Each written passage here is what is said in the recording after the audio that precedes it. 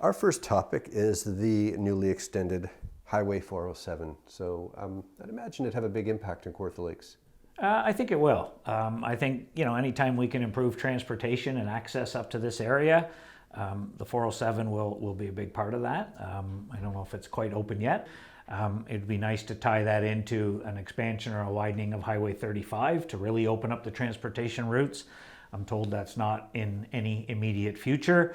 A highway like the 407 has huge economic impact. There's all sorts of statistics on, how many by shortening routes, you're taking cars off the road, greenhouse gas emissions, from an economic point of view by making our community, our area more accessible.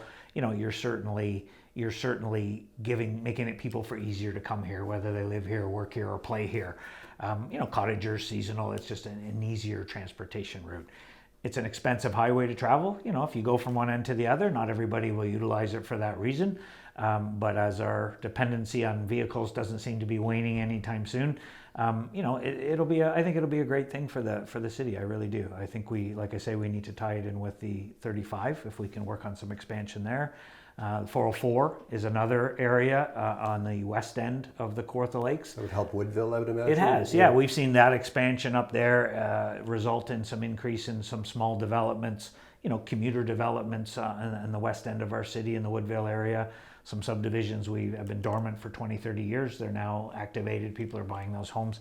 So anytime you can get that kind of transportation, I think it ties in with the people who want to commute. It ties in with, the jobs. Will people travel from that area up to here to a job if the transportation is better? We have a labor shortage up here for some in some areas, so that will help. And with some of the incentives we've put in place to try and increase our growth here and our job creation, any kind of transportation like that will have a very positive effect for the city of Kawartha Lakes. I've talked to several investors and several developers who are developing here because of the easy access to Toronto. Our land is fairly cheap. We've been spending a lot of money on infrastructure to get that development ready to go. And one of the comments they quite often make to me is, it's an hour to the Oshawa area, Whitby area, an hour and a half to Toronto.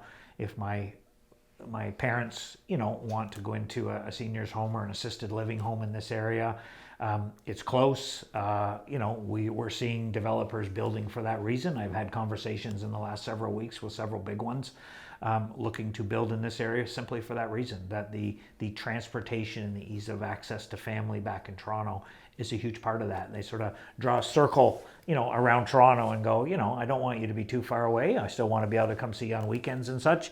And we certainly fall within that, that area of ease. So that will only help with that whole growth projection for our municipality. We should be well positioned there. I mean, the west end of Toronto has been developing quite some time if you look at that circle that you draw around it, but the east end is where it'll be in terms of... It has been lacking, and you know what, and hopefully with some of these new transportation routes, it'll help with, a go transit, that we can... Peterborough's good with the 115. It's, people that want to commute, they have that. We've been sort of left a little bit out of that loop in the past. So we're pushing pretty hard with the province to say, if you're opening up the transportation areas, whether it's via rail, that's a long-term project, but linking in some of those go routes for people that want to commute, having easier access to transportation routes will only make that more feasible. The transportation, but as our community grows as well. So I think it's good news all around for the municipality. I can see it sort of adding to that goal of ours to, grow our community and sustainable development to help pay for some of our infrastructure and some of our services. And I think those transportation routes will be a big part of that. So the possible widening, I guess it is coming, the widening of Highway 7, that should also help even with regard to the GO bus flow that you're talking about between Peterborough-Lindsay. Yeah, no, I agree. Highway 7, they've had that in their plans. I know it's in the works. It's all been approved and budgeted for, and I think you'll see some expansion taking place there in the near future. So Highway 7, 35, 417, 404, those are all transportation. If you look at our location, we're kind of right in the middle of it, so it should all help in the long run. So roads and infrastructure help to attract new development? They do. You touched on that. What about these new DC incentives? the development charges. Yeah, the development charges. We've got a bylaw coming forward. Council's given direction for that bylaw to offer some exemptions, commercial and industrial development charges. That can only help our existing businesses who want to grow and help any new business that's looking to expand. And that when you combine that with the ease of transportation, which is a big issue for a lot of companies, we're hoping that that's a trigger, a mechanism to sort of put us over the top. We've had pretty, I don't want to say stagnant growth, but we've had slow growth here very consistently for a long, long time.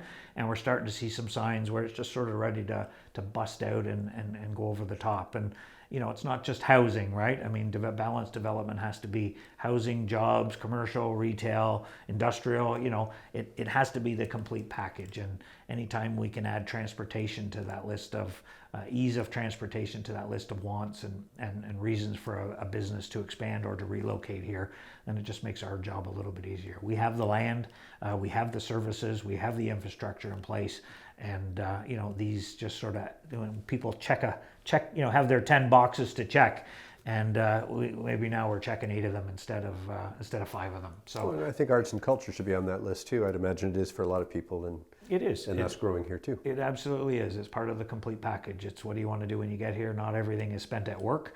What do you want to do in your off days, and how do you enjoy your community and make it a well-rounded community? And arts and culture heritage is a big part of that.